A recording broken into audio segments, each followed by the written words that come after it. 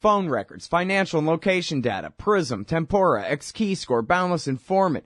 Hey, y'all, Scott Horton here for offnow.org. Now, here's the deal. Due to the Snowden revelations, we have a great opportunity for a short period of time to get some real rollback of the national surveillance state. Now, they're already trying to tire us by introducing fake reforms in the Congress. And the courts, they betrayed their sworn oaths to the Constitution and Bill of Rights again and again, and can in no way be trusted to stop the abuses for us. We've got to do it ourselves. How? We nullify it at the state level. It's still not easy, but the Off Now project of the 10th Amendment Center has gotten off to a great start. I mean it. There's real reason to be optimistic here. They've gotten their model legislation introduced all over the place, in state after state. I've lost count, more than a dozen. You're always wondering, yeah, but what can we do? Here's something important, something that can work if we do the work. Get started cutting off the NSA support in your state. Go to offnow.org. Our next guest on the show today, our final guest on the show today, is Robert A. Pape. He's a professor of political science at the University of Chicago, and he is the author of Dying to Win, The Strategic Logic of Suicide Terrorism, and also the sequel to that is called Cutting the Fuse, and he's at the airport, so it's a little noisy, but that's all right. Welcome back to the show, Bob. How are you doing? Great. Thanks for having me on, Scott. It's very good to have you back on the show. It's been a long time since we've spoken. And now, so there's a reason I got you on, a particular timely newsworthy reason, and then I got some overall questions about some other stuff, too. But Glenn Greenwald has written the same thing he always writes whenever there's a terrorist attack in the West, and that is that actions have consequences.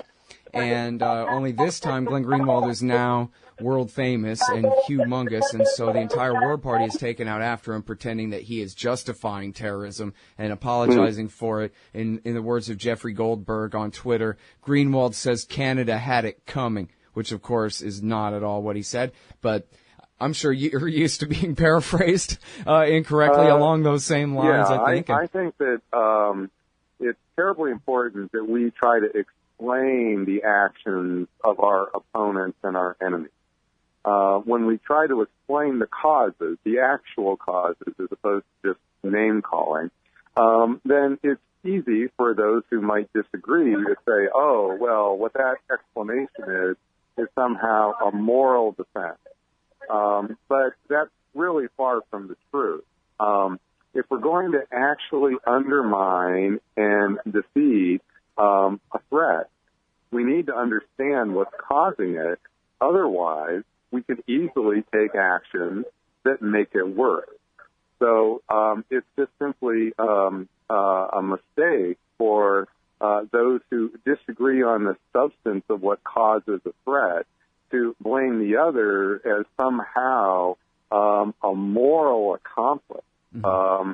This is basically just ugly politics, and it serves no one well, and it doesn't improve our security.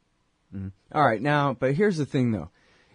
Value-free. Obviously, we all universally condemn anyone killing civilians in any context or anything like that. But you still, sir, are basically telling the American people you started it.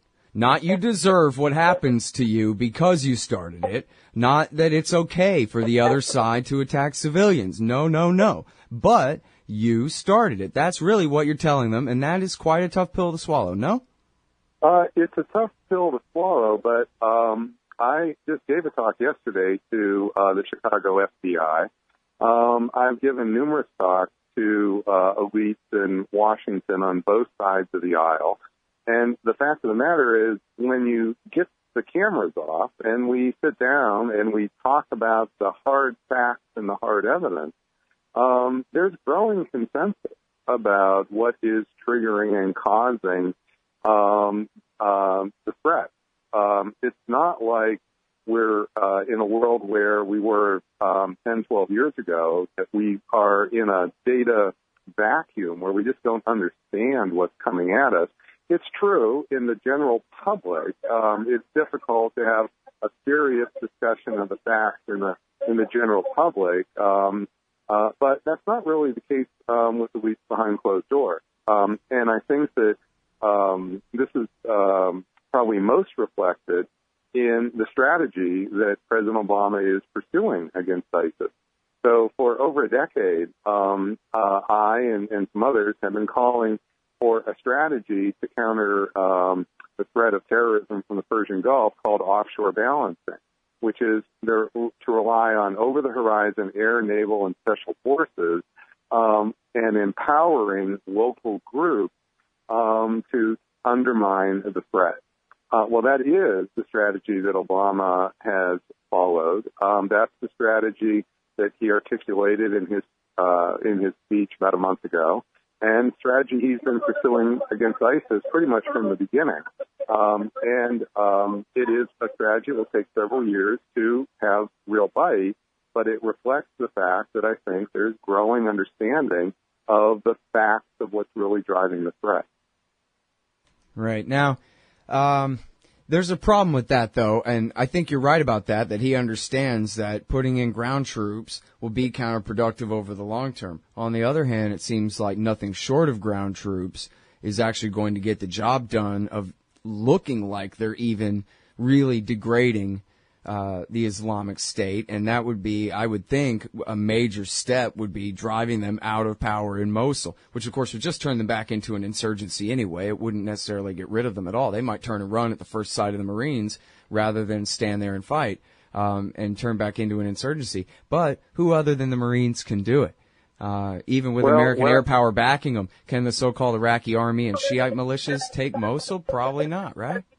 The real local group that matters are the Sunni tribes. It is not going to be the case that we should bet that the Kurds are going to launch a major ground offensive, take large swaths of Sunni territory, because the Sunnis would fight hard for that territory, and then the Kurds would die in significant numbers, and they're not willing to do it. Right. Just as the Shia-dominated Iraqi army would not fight and die for Sunni areas. That doesn't mean they won't fight and die for their own areas. The Kurds are going to fight and die for their own areas. The Shia will fight and die for their own areas. But we shouldn't be asking the Kurds or the Shia or the Americans to go and die to take Sunni territory. The groups that care are the Sunni tribes. And the reason that ISIS is a bigger problem today than it was several years ago isn't simply because there's a couple thousand Islamic radicals or terrorists in Iraq. It's because the Sunni tribes decided to ally with ISIS, and they did so because for the last several years, the Shia-backed government in Iraq in particular has been trying to suppress the Sunni tribes. So what Obama has done is is try to change the politics of the situation first. That's what he did in June, so that there is a much more inclusive government in Baghdad that's not trying to put their thumb on the Sunni tribes. And now the next step is to start to build real working alliances with the tribes, which we've had in the past. And I think that this is really the way forward. And not just the way forward for Obama, but this is going to be the way forward for a Hillary Clinton administration, for a Republican administration. If we're going to undermine and deal with ISIS, it's going to come through the Sunnis. Yeah. Well, now, I'm not for doing a thing. I prefer complete non-intervention at this point, although I absolutely agree with you that it's the Sunni tribes who own this fight, and it's theirs to win. And as we saw, as you say, in 2006 and 2007, the Al-Qaeda and Iraq guys are such jerks. Nobody will accept their rule. It's just not legitimate rule. It never can be.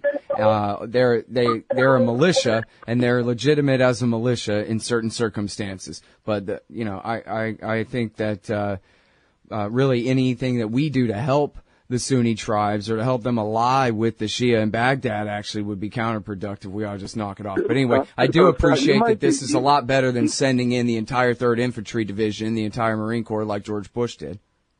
To show you how broadly elites understand this, I was just at a public session with General John Abizaid, who used to be the CENTCOM commander. Mm-hmm. And what I'm going to tell you, he said in public, so I'm not revealing a confidence. But he explained to this fairly large audience at the Council on Foreign Relations that he's in no way justifying why ISIS is getting ahead in the Sunni areas, but he wanted them to understand why. And he explained that when ISIS goes into a Sunni area, the first thing they do is get bulldozers out and clear the trash from the street. The second thing they do is they round up criminals that are stealing. Now, yes, it's true, they're using some brutal methods to punish the criminals, like cutting off a hand if they're stealing. But the fact is, as General Abu Zaid said, a local village or a local town that is basically facing huge problems because the Shia-backed government in Baghdad refuses to clear up the trash, refuses to deal with crime in the streets. Well, this is what's creating the opportunity for ISIS in the Sunni areas, and he is strongly in agreement that we need to start supporting the Sunni tribes to basically act as the natural alternative to ISIS.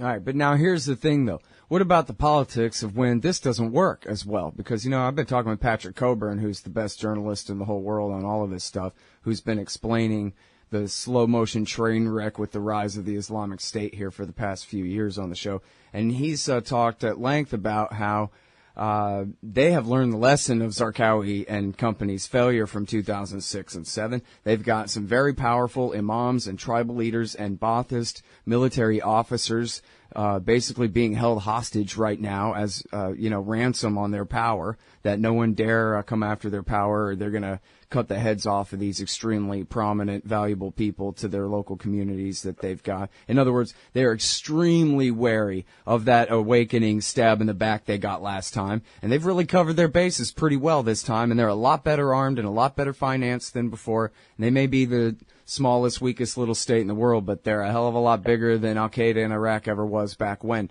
And so it may not be that easy, but then again, too much American participation with those tribes, again, might just backfire and might drive more people into the hands of the Islamic State. So you're right. But then, the one more thing was and also the calendar keeps going by, and there's presidential and other political, politics about how long are we going to let Baghdadi claim Raqqa and Mosul as his capitals like this, So you're right. If we tried to turn the tribes into our little army that was basically run out of the White House to get them to do our bidding, then that's going to backfire. But that's not what we did the last time we supported the tribes, and it's not what we should be doing now, and it's not the way forward. It's important to remember that in fall 2006, AQI changed its name to the Islamic State of Iraq. That's where the first declaration of the Islamic State of Iraq came from. Right. And what happened is that created a natural fissure between ISI and the tribe. And the reason is because that threatens the authority of tribal elders. So the tribes are only supporting this group because there's a bigger threat from the Shia government. Well, how did we deal with this before? We paid the tribes $300 per person a month to just simply do one thing: don't kill us. They could get guns with that. They could defend themselves from the Shia government. They could defend themselves from the terrorist group. The main thing was they just shouldn't kill us.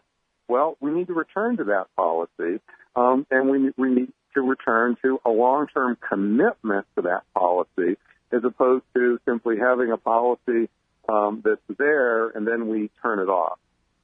And that's really the way forward. It's not to turn the Sunni tribes into our little armies or our little tools.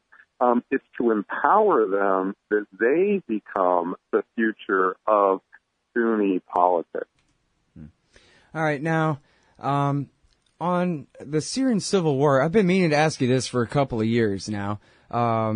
You're most famous, if I can sum it up, and I hope I won't oversimplify it so simple that it's not true anymore, but basically your thesis, as you've shown in your work, is that foreign occupation and the more different the civilization the worse off you are. But foreign occupation is the single leading cause of suicide terrorism, particularly in the world. And you've shown, obviously, like through the Tamil Tigers, that it's not necessarily wrapped up in Islam whatsoever, and these kind of arguments. But I wonder about how you categorize all the al-Nusra and Islamic State fighters, many of them Syrians, who have died and killed in suicide attacks in the Syrian civil war.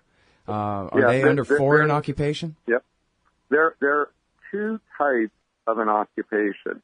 One, an external, where there's a foreign community that's traveling across a border, say the Americans into Afghanistan or the Americans into Iraq. There's a second kind of occupation where there is an internal government from one community that is foreign to a minority in its own state. That is, it's fundamentally different. And that internal occupation is what characterized Sri Lanka, where there's a single state called Sri Lanka, and the Sinhalese government, who are Buddhists, were occupying the Tamil Tigers that were Hindu. Right. That is an internal occupation. It's not coming from afar. It's happening internally, and you're getting suicide terrorism under the same basic conditions, whether it's an internal occupation or a external occupation. So it doesn't matter if they're from the adjacent territory right there next door to you. It's the difference in the culture, in the society, and the beliefs. It's the difference in the culture. And in the case of Syria, you have an Alawite government, which is Shia, occupying the Sunni. And in the case of Iraq now, you have a Shia government in Baghdad occupying the Sunni. So who's doing the suicide attacks? They're the Sunnis. Right. That's what's happening. All right, but now, and it's because of it's because of the difference, the social distance, and it's because these two different communities are very far apart when it comes to ways of life. Mm-hmm. But now, what about all the kooks from Libya and Saudi Arabia and other countries in the Middle East who travel to Syria, even including Americans who travel to Syria and then become suicide bombers? You're right. They are not national. They're not internal. They are transnational. And in the studies where we can truly count, it turns out that somewhere between 10% and a third of the fighters that are fighting against an occupation are not coming from internally to the country. They're coming transnational from outside. But they, too, even though they're transnational, are motivated by the motive to defend the local minority against the occupation. What's driving them, a good example, let's just pick ISIS. Some of your listeners may be able to go to YouTube, and there probably still is the Canadian, the ISIS video of the Canadian from June 2014. This is about a 10-minute video, and if people haven't watched it, they should watch it, because you'll see that there's a Canadian who leaves Canada and goes to Syria, and he goes to Syria to die to defend the Sunnis, who he believes are under Shia occupation from the Alawite government. So it's true, he's coming from Canada, but it's also the same motive. Right. And so then, another important example here, of course, is the 9/11 hijackers, who I guess many of them were from Egypt, and one was even, one was from Yemen, one was Lebanese. What about them? Are they an aberration? Yeah, so 19 hijackers caused 9/11. 15 of them came from Saudi Arabia, one from the UAE, so those 16, and the Arabian Peninsula, which includes Saudi Arabia and the UAE, had enormous American military presence at the time. And the 9/11 hijackers from Saudi Arabia made martyr videos. And their martyr videos, which I'm afraid your audience won't be able to find on YouTube. So I do have these, and I show them when I give my public talks, but they are not readily available. But their martyr videos lay out that they are doing 9/11 because of the occupation of the Arabian Peninsula by the American military, which they see as distorting their way of life. It's true. There were three. Muhammad Atta was an Egyptian, so there are not every single one of the 9/11 hijackers what was from Saudi Arabia, but the overwhelming majority were. Mm-hmm. And so what I would say is that it's a pretty close fit. Right. Well, and by the way, and I didn't really sum this up for people very well in the introduction. I should have. Again, everybody, it's Robert A. Pape from the University of Chicago, and he's studied every suicide attack in the world since 1980. So when he says, the data this and the data that, he means all of it. No, really, all of it. He's done that work with the help of his students, I'm sure. And now, same thing for the, is it just the exact same kind of a logic going on with the Canadian attackers apparently in the last week here? Well, if you look, it looks like the individual who did the attack in Ottawa is doing it precisely because the Canadian government denied his passport application to go to Syria to fight for ISIS. So the more that we are learning about what happened in the Ottawa attack, the more it is about an individual wanting to go to defend the community in Syria that he believes is under great threat. And the Canadians were simply denying him the opportunity to do that by preventing his passport application from going forward. It will take, so when I study suicide attacks, I'm not just studying them the moment they occur. I collect with my research team information about every suicide attack that has occurred since the early 1980s, even long after they've occurred. Sometimes the best information comes a week or two afterwards when we get much more clarity about the motive. And what we're seeing with the Canadian case is, as time goes on, we are getting deeper understanding of the motive, and it is fitting this pattern of an individual wanting desperately to fight for a community he sees as under threat. Mm-hmm. And did you see here, or maybe you can verify this even, it's reported in the Globe and Mail that the shooter's father in the second attack fought on America and the West Side in the war in Libya in 2011 against Gaddafi. I can't really verify. I cannot verify that. So I'm not able to confirm that at the moment. But so what we do at the Chicago Project on Security and Terrorism is we have an online database which your listeners can go to, and it's free, and it's up to date within a month. So it's not up to date to the day, but we usually need a month to try to get most of the evidence on the attacks that occurred in the past 30 days. And what's the site again, Bob? The Chicago Project on Security and Terrorism. Mm-hmm. It has the best data in the world on suicide attacks.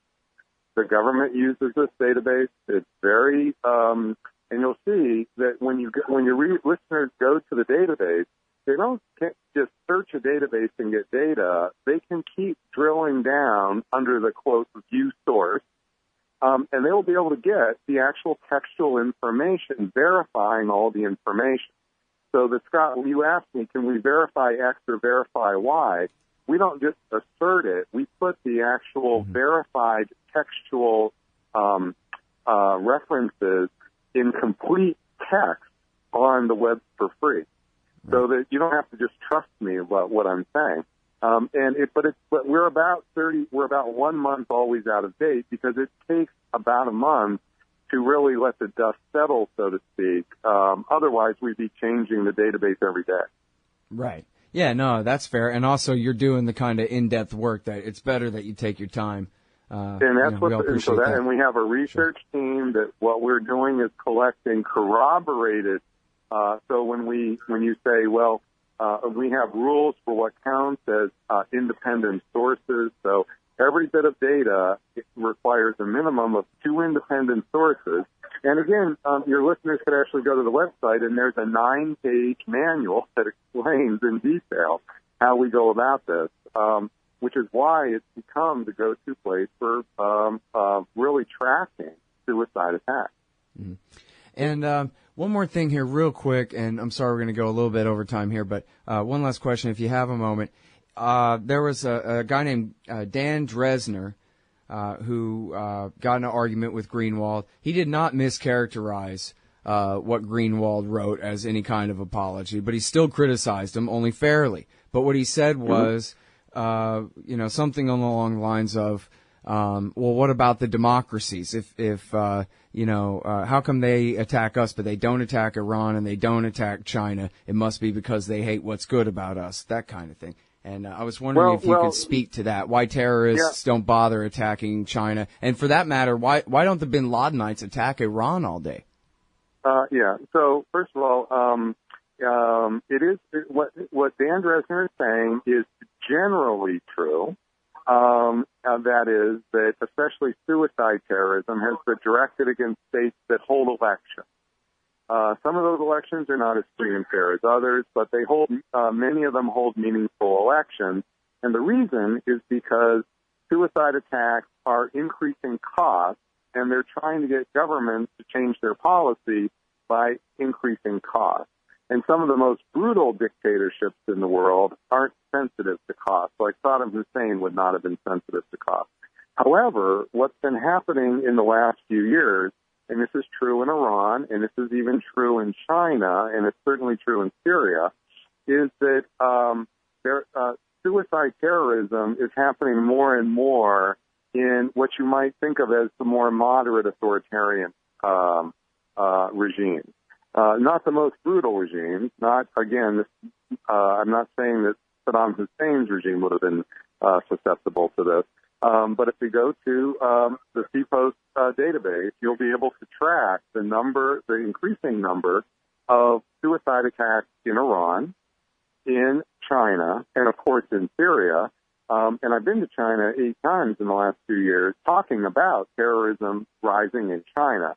And there have been a handful of suicide attacks, and it is, in fact, creating an enormous public pressure on the government because the public is afraid, and the government is starting to respond, giving the Uyghurs basically more concessions.